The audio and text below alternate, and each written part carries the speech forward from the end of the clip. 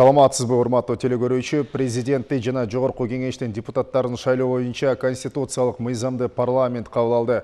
Мамлекет башчы Садыр Жапаров демилгелеген мыйзамда партиялык шайлоо практикасынан баш тартуу жана аралаш системага өтүү сунушталган. Депутаттардын сунушу боюнча шайлоочу партияны гана эмес, анын курамындагы талапкерди да тандоо мүмкүнчүлүгүнө ээ. Тагыраак айта турган болсок, преференциалдык системаны колдонуу чечими да кабыл алынган. Бул туурасында кененирээк биз Кыргыз Республикасынын шайлоо жана референдум өткөрүү боюнча борбордук комиссиясынын мүчөсү Узарбек Жылкыбаев менен кененирээк кеч эмес программасында талкуу жүргүзөбүз. Узарбек Казиевич, арыбаңыз, студияга кош келиңиз. Бүгүн биз мына ушул алдыдагы шайлоо деги эле жаңы система, жаңыча кадам, жаңы багыт менен өтө турчу бир шайлоо туурасында 5-чи жолу талкуу жүргүзүп атабыз. Студиябызга дагы бир жолу кош келипсиз. Президент демилгелеген мыйзам менен парламент бекитип кабыл алган мыйзамдын ортосунда кандай айырмачылыктар бар дегенде ушуга бир токтоло кетсеңиз. Рахмат, туура маселени коюп атасыз. Президент сунуштаганда 90 депутаттык парламент түзүү боюнча билесиздер, баягы конституцияга ылайык сунуш берилген. Анын ичинен 35 депутат бир мандаттуу мажоритардык округтардан шайланып келет. 55 депутат пропорционалдык система менен партиялардын тизмесинен баягы кандай десем катуу тизме менен шайланып келет деген болчу. Партия тизмени берет, ошол тизме менен эле шайланып келет. Партияга эле добуш берет деген. Бирок ошол мыйзам жогорку кеңеште талкуу болуп атканда экинчи окууда депутаттар тарабынан сунушталды. Дагы бир айта кетчү нерсе, президенттин сунушунда, ал мыйзамда ошол партиялык тизме менен катышкан партияларга 3%-тык порог бар болчу. Босого чектенүүтү 3% болчу. Ошол депутаттардын сунушу менен ал 5%га көтөрүлдү азыр. 5%га көтөрүлдү. Анын ичинен 35 бир мандаттуу округ 36 болуп бекитилди.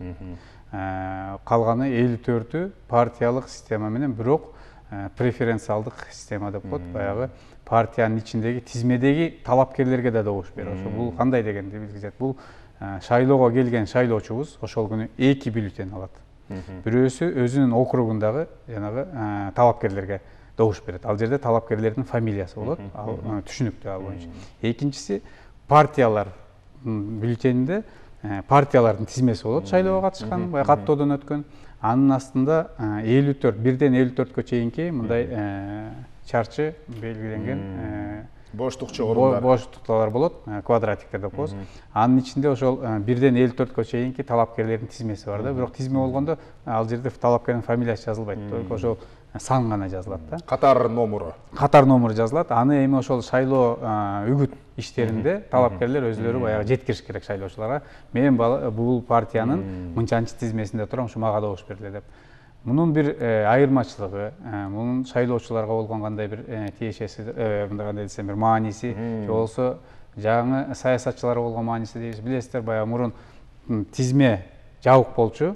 Анан шайлоочулар мындай нааразычылык айтып келгенде, биз бул депутатты шайлаган эмеспиз. Биздин өзүбүздүн талапкер бар болчу, биздин райондон чыккан. Ошого добуш берели деп ушу партияга берсек, ал өтпөй калып, акчалуу өтүп кетти дегендер болчу да. Эми мында барып конкреттүү талапкерге добуш бергенге мүмкүнчүлүк бар. Бул жаш саясатчыларды, жанагы жаңы чыгып аткандарга болобу мүмкүнчүлүк берип атат. Бардыгына бирдей мүмкүнчүлүк берип атат да. Бул жерде дагы бир тобокелчиликтер бар. Бул партиянын лидерлерине тобокелчилик бар да. Мисалы ошол партиянын лидери менен партияны алып чыгып аткан киши мүмкүн өзүнүн катардагы партиялашына азыраак добуш алып калышы да мүмкүн. Экинчиси, утулуп парламентке кирбей да калышы мүмкүн да. Мындай да тобокелчиликтер бар, бирок мыйзам ушундай экен. Бирок элдин каалоосу да болду да бул. Сиз жогоруда атагандай эл партиянын ичинде кандай шорпо кайнап жатат, эт бышып жатат, аны билген эмес. Соодалашуу кандай жүрдү себеби дегенде партиянын ички өзүнүн коррупциясы дагы өөрчүгөнү албетте ар бирине жашыруун эмес. Бул жерде сиз атагандай канчанчы орунда турганына карабастан, эгерде колдоочунун, добуш берүүчүлөрдүн жетиштүү деңгээлдеги добушун ала турган болсо, анда депутат болуп шайланып келет. Тобокелчиликтерин да абдан баса белгиледиңиз, бирок ошол эле маалда артыкчылыктары да болуп атат. Мына сиз айтып атасыз, тандайт элге мүмкүнчүлүк деп. Ал эми бир мандаттуу округду талапкер катары кимдер өзүн өзү көрсөтө алат? Бул жерде дагы бир белгилей кетүүчү жагдай, партиянын мүчөлөрү дагы же партиянын атынан да көрсөтүү мүмкүнчүлүгү бар экен, ушуга токтолсоңуз. Туура. Мурун мыйзамда 21 жашка толгон жарандарыбыз, активдүү баягы шайлоо укугуна ээ жарандарыбыз шайлоого катышканга мүмкүнчүлүгү бар эле, жогорку кеңештин депутаты болгонго. Азыр бул 25 жаш деп көтөрүлдү.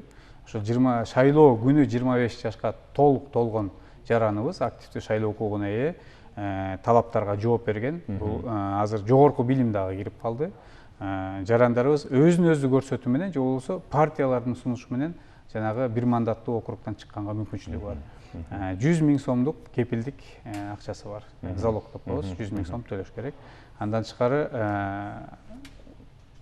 бул жерде жанагы гендерлик же болбосо улуттар азчылыгы деген маселе жок да. Каалаган киши барып, ошо өзүнүн мыйзамда көрсөтүлгөн укуктарга, талаптарга жооп берсе, катышканга мүмкүнчүлүгү бар. Партиялык тизмеде болсо, бул жерде көрсөтүлүп турат, жанагы бир жыныстын өкүлчүлүгү 70%дан ашпаш керек дегени бар.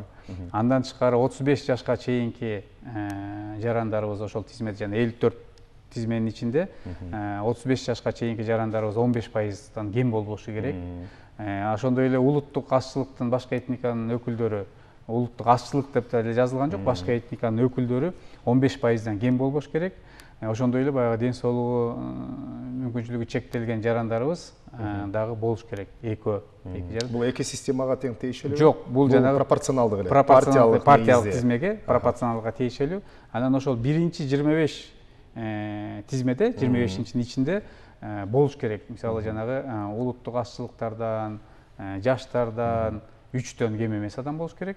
Берки мүмкүнчүлүгү чектелген, ден соолугуна мүмкүнчүлүгү чектелген жарандарыбыздан бирден кем болбош керек. Ошондой эле жанагы гендерлик көрсөткүч ар бир 3-чү тизмеде болуш керек да. Талапкерлерди көрсөтүү укугу эми баягы Конституцияда дагы жазылган, ар бир жаран өлкөнүн шайлоого катышууга, шайлоо талапкер катары өзүн көрсөтүүгө укуктуу, депутат болууга да укуктуу. Бирок ошол эле маалда мынакей эркин болуп атат бул жерде. Эгерде кааласаң өзүңдү өзүң жаран катары көрсөтүп талапкер боло аласың, кааласаң партиянын атынан талапкер боло аласың. Бирок бул жерде биз билебиз, акыркы учурларда партиялык система менен шайлап келдик. Мына дээрлик 14 жылдан бери партиялар көбүрөөк үстөмдүк кылып, бир мандаттуу округтан шайлангандар эми балким жаңыдан депутат болууга далалат кылып жаткандар болот, тажрыйбасы азыраак болот. Баары бир жарыш деген жарыш, саясий атаандаштыкта биз көп нерсени күтсөк болот. Ал жерде каралоо башталат, каалайбызбы, каалабайбызбы, кандайдыр бир орчундуу маселелер жаралат. Мына ошолордун алдын алуу үчүн өзүн өзү жеке талапкер катары көрсөткөн жарандар ошол партиянын атынан көрсөтүлгөн талапкер менен бирдей деңгээлде ат салышуу укугуна ээ болуш үчүн кандай балким бош шайком кепилдиктерди берет, жана ошол талапкерлерге сиздин баягы сунушуңуз кандай болуш керек алар? Рахмат, жакшы суроону берип атасыз. Эми бул жерде мыйзамда дагы кепилдиктер бар. Бардык талапкерлерге бирдей шарт түзүп берүү боюнча. Мисалы ошол жана бир мандаттык округтан чыккан талапкерлерге дагы жарым сааттан кем эмес эфирдик убакыт берүү боюнча. Азыр биз бул регионалдык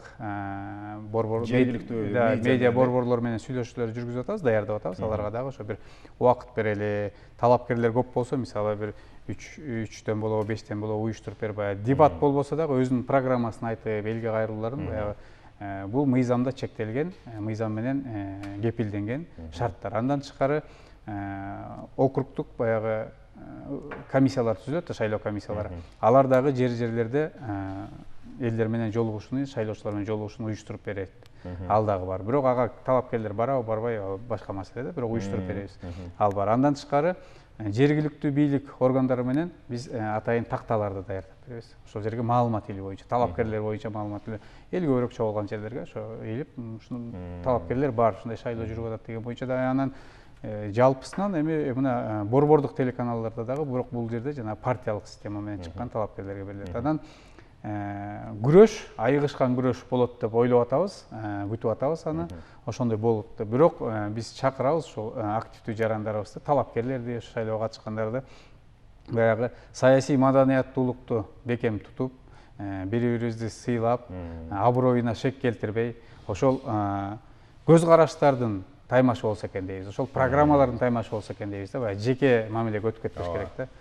Ошондо эл дагы, шайлоочулар дагы жакшы баа берип, жакшы шайлайт. Анан бул жерде атаандаштык бул жанагы бир мандаттуу округдан чыккан талапкерлердин ичинде болот. Анан ошол талапкерлер менен партиянын кандидаттары бар да, партиянын ортосунда да атаандаштык болот, жеке талапкер менен. Анан партиянын ортосунда да мындай атаандаштык болот да. Мындай кызуу шайлоо кампаниясыны күтүп атат. Менин оюмча баягы кызыктуу болот да. Ошону мындай маанайыбызды, ниетибизди оңдоп, ошо ар бир талапкер мамлекет үчүн иштейм, эл жер үчүн иштейм деп баратат да. Ошол максаттан тайбай, баягы жеке өзүлөрүнүн жашоосуна кийлигишпей, ошо чоң асыл мындай ой максаттарды коюп, ошону мындай кандай десем, ошону көздөй жылса жакшы эле болот да. Эми жаңылануулар, жаңы багыттар, жаңы шайлоо системасы дагы бул элдин пикирин эске алуу менен аткарылып жатат иш жүзүнө. Бирок ошол эле маалда баягы коом азыр бир сапаттуу парламентке иштесе экен дегенде ак эткенен так эткен депутаттарга суусап турат да. Балким алдыдагы 7-чи чакырылыш мына ушундай курамда келээрине биз үмүт арта алабызбы? Албетте жакшылыктан үмүт үзбөшүбүз керек, жакшы ойду ойлошубуз керек. Бирок кайра эле таз кейпин кийген депутаттар келип калбайбы деген чоочулоо бар. Ал үчүн балким азыр бизди көрүп жаткан көрөрмандар эмнени эске алышы керек? Ошол эле добушту сатпаш керек, татыктуусун тандаш керек. Бир мандаттуу округдан шайланып, өзүнүн аймагынан депутатты чыгаруу дагы, өкүлдү чыгаруу да бул жакшы. Бирок ошол эле учурда өзүбүздүн кулунду, өзүбүздүн баланы колдоп коелу деген дагы биз бир эски стереотиптерден арылышыбыз керек го. Туура маселени коюп атасыз, айтып атасыз. Бул жерде ошо бир жактуу айтып кетиш оор да. Бул шайлоочулардан суранат элек. Ушул өздөрү барып баягы партиялардын өкүлдөрү, талапкерлери болобу, же болбосо агитаторлору болобу, үгүттөөчүлөрү болобу, же ошонун жакын туугандары акча берип, же кандайдыр бир кызыктыруучу нерселерди кылса, ошодо барып баягы кызыгып алып алгандары жок эмес да. Ошонун негизи. Бирок ошол эле убакта эртеси күнү чыгып алып, "Жок, биз андай кылган жокпуз." Анан деп эч ким тааныбаган талапкерлер келип өтүп кетет дагы, анан деген бул кайдан келип өтүп кетти деп анан кайра көчөгө чыгып калышат. Ошондой болбош керек да. Ошондуктан ар бирибиз жоопкерчилик болуш керек. Мына бул борбордук шайлоо комиссиясына же болбосо милиция кызматкерлерине эле керек эмес да. Бул жалпы биздин жарандарыбыздын баарыбызга керек да. Таза коом түзүү, жакшынакай парламентти түзүү, жогорку профессионалдуу парламентти шайлап алуу дагы бул баарыбыздын максатыбыз. Ошондуктан жарандардын баардыгын чакырат элем. Ошондой бир мыйзам бузуулар болсо активдүү болуп, азыр социалдык түйүндөр дагы катуу иштеген маал, активдүү жарандар кайрылса болот. Мына акыркы жергиликтүү кеңештин шайлоолорун көрдүңүздөр го. Мындай айтканда мыйзам бузулган партияларды четтетүүгө барды борбордук шайлоо комиссиясы. Үчүри шаарда биринчи жолку шайлоо жокко чыгарылды. Шайлоолор кайра жокко чыгарылып атат. Ошондой нерселерге барбаш үчүн эми партиялар деле өзүлөрү ойлонот болуш керек. Мындай эми баягы мыйзам бузууга барбайбыз деп өзүлөрү тандаган талапкерлерин дагы чакырып, ошо мыйзамдуулук жол менен барабыз деп бир жакшы ой ниеттер менен барышыбыз керек да баардыгыбыз. Бирок баягы беш кол тең эмес дегендей ар бир нерсе бар. Анан сиз айткандай жаңы парламент, жаңы жүздөр келеби дейсиз, албетте келет. Ар бир парламент баягы 5 жыл сайын шайланып келгенде жалпысынан жарымынан көбү жаңыртыш экен. Жаңырат экен, баягы статистиканы карап көрсөк. Бирок мурунку депутаттар тажрыйбалуу болгондуктан алар көбүрөөк сүйлөп, көбүрөөк баягы сунуштарды айтканда эл алдына чыкканына байланыштуу, ой баягылар эле жүрөт деген бир стереотип калып калат экен да. Бирок мына 2015-жылкы шайлоодо 6-сазыкта жаңы жүздөр пайда болду да. Эми аттарды айтпай эле коеюн, анткени шайлоо башталып келатат, агитация болуп атат дебесиң. Жаңы жүздөр, жаңы жаштар, айымдар, кыздарыбыз, уулдарыбыз, жигиттер дегендей пайда болду. Ошондуктан бул келе жаткан парламентте дагы албетте пайда болот. Ошо менен бул эми табигый нерсе да. Аралаш система же биринчи жолу Кыргызстанда сыналуу алдында турган ушул пропорционалдык жана мажоритардык системанын дагы бир өзгөчөлүктөрү, мисалы чет элдөгү жарандарыбыз, мекендештерибиз мажоритардык система аркылуу добуш бере албайт. Алар пропорционалдык системага катыша алат. Ал эми мажоритардык системанын дагы бир өзгөчөлүгү мында мурдагыдай эки тур болбойт. Эгерде алдыдагы эки талапкер озуп чыга турган болсо, ушул артыкчылыктарга дагы өзгөчөлүктөрүнө токтоло кетсеңиз, Туура айтасыз. Азыр жана 36 округ боюнча чет өлкөдө жашаган жарандарыбыз добуш бере албайт. Анткени биз ошол Кыргызстандын мамлекетибиздин аймагындагы округдарды түзүп атабыз. Эгер мүмкүн ал чет өлкөдө жашаган жарандарыбыз кандайдыр бир себептер менен бүгүнкү күндө шайлоо маалында Кыргызстанда болуп, ошол өзүнүн округунда тизмеде болсо, добуш берүүгө укугу бар. Эгер биздин жаран болуп, Кыргызстандын жараны болуп, башка мамлекеттин жарандыгын албаган чет өлкөдө иштеп жүргөн активдүү жарандарыбыз болсо, келип талапкер болуп катышууга да мүмкүнчүлүгү бар да. Бирок жанагы партиялык системада алар добуш берүүгө катышат. Албетте катышат. Ал жерде алардын добуштары эсепке алынат. Дайыма шайлоого мисалы азыр акыркы тизме боюнча 3.600.000ден ашык шайлоочу Кыргызстандын аймагы боюнча такталды тизмеси. Бирок ар дайым биз билебиз, президенттик дагы парламенттик шайлоодо дагы 100% баягы активдүүлүк болбойт, катышпайт шайлоочулар. Бул жерде дагы шайлоочу бир нерсени эске алыш керек, анын добушу көп нерсени, тагыраагы өлкө келечегин чечет. Бул жолку шайлоого балким ушул болуп көрбөгөндөй активдүүлүктү жаратуу үчүн, шайлоочулардын санын көбүрөөк катыштыруу үчүн кандай аракеттер көрүлүп жатат? Биз Борбордук шайлоо комиссиясы азыр телевидение аркылуу, интернет аркылуу ар кандай роликтерди чыгарабыз. Ушу жарандарды активдүү шайлоого катышууну чакырабыз. Мына жаштар дейбиз, бирок статистиканы карап келсек, шайлоого жаштарыбыз көп катышпайт да. Катуураак кайдыгер мамиле кылат. Мен барбасам деле менин добушумду чечип коюшат дейт да. Бирок ар бир добуш бүгүнкү күндө айрыкча бизде Кыргызстанда ар бир добуш саналуу. Ар бир добуштун өзүнүн орду бар да. Анткени биометрикалуу аркылуу өтөт. Бирөө келип сен үчүн добуш бербейт. Бирок ошо бир күндө барып бир жарым саат убактысы кетет, ошону катышып шайлоого өзү каалаган талапкерлерине, партияларына добуш берип катышса болот. Эң негизгиси жарандарды мына сиз айтып атасыз 3.600.000 деп. Бул эми бир 50%дын ар жак бер жагында шайлоочулар келет. Бирок бул шайлоодо кичине көбүрөөк келеби деген да менде жеке пикир болуп атат. Эмне үчүн дегенде жанагы партиялык тизме менен киргендердин ар бирөөнүн мүмкүнчүлүгү бар. Биринчи орунда турган менен 54-чү катарда турган талапкердин да мүмкүнчүлүгү бар да. Анан баардыгы бирдей болуп атат. Анан ошол Ысык көлдөн болобу, Оштон болобу, Таластан болобу добуш алганга мүмкүнчүлүгү бар да. Өзүнүн тарапташтарын, өзүнүн жакшы тааныштарын баардыгын үгүттөйт да, мен үчүн добуш бериңиздер деп. Анан мен ойлоп атам, ошондон баягы кичине активдүү келетпи деп да ойлоп атам жарандардычы. Добуштарды саноо процесси кандай жүргүзүлөт? Деги эле автоматтык эсептөөчү урналар, жанагы преференциалдык система деп атпайбызбы? Ошол жердеги партиянын ичиндеги ар бир талапкердин канча добуш алганын эсептөөгө ылайыкташтырылдыбы азыр? Азыр ал боюнча иш жүрүп атат. 2 урна коюлат, автоматтык эсептөөчү урнадан 2 коюлат. Жана айтпадым, 2 бюллетень алат шайлоочулар. Ошондон 2 урна коюлат дагы. Азыр программа, ал боюнча программа иш процесс жүрүп атат. Иштеп жетишебиз кылып. Бирок шайлоонун жыйынтыгын, натыйжасын баары бир ручной подсчет деп коебуз, кол менен эсептеп чыккандан кийин чыгарабыз. Ошондуктан баягы автомат менен ошо менен бүтүп калат экен дебешибиз керек. Кадимкидей эле баягы автоматтыкы бул алдын ала жыйынтык деп койсок болот да. Алдын ала результатын берет ошол убакта. Бирок биринчи азыр мыйзам боюнча жана бир мандаттуу округдардан шайланган депутат талапкерлердин добушун санап бүтүрүп, андан кийин берки партиялыктарга өтөт да. Анткени шайлоо комиссияларга дагы кичине шарт түзүп беришет. Жеңип чыккан талапкер депутат болот. Депутат болгондон кийин кайсыл учурда же кандай жагдайда анын ыйгарым укугу токтотулат? Жеңип чыккан талапкер ошол жана бир мандаттуу округ боюнча шайланса, ал жөнөкөй эле көпчүлүк менен деп коебуз, экинчи тур деген жок, жана айтып кетпедиңизби өзүңүз да. Шайлоочулардын, катышкан шайлоочулардын көпчүлүк добушун алган талапкер депутат болуп шайланат. Андан кийин ал баягы мыйзамдардын талабына ылайык келбеген, мүмкүн бир мамлекеттик кызматка барабы, же болбосо баягы чет өлкөгө чыгып кетеби, туруктуу жашоого, же болбосо өзү арыз жазып береби, же болбосо баягы дүйнөдөн кайтканына байланыштуу деп баягы мандатынан ажыратылат да, же болбосо бир соттун чечими, бир кылмыш кылган болсо. Эгер андай боло турган болсо, ал округда кайра шайлоо болот. Баягы кезекте турганы экинчи орун алып калган, кайра келет деген жок.